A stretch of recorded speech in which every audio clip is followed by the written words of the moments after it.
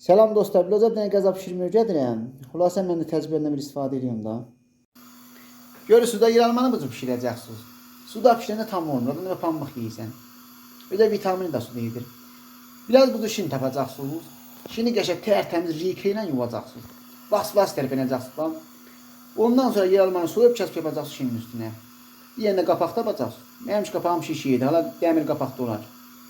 Qəşəng qapağını qoyacaqsınız, 20 dəqiqə qalacaq. 20 dəqiqədən sonra gəlib çevirəcəksiniz, o özü də qızarar. Ondan sonra qəşəng götürəcəksiniz, yeyəcəksiniz lan.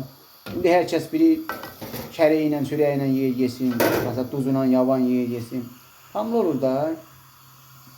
Xülasə təcrübəmdən istifadə edin da. Görürsünüz də aşpasananız adı qəşəng moketi qatlamışam.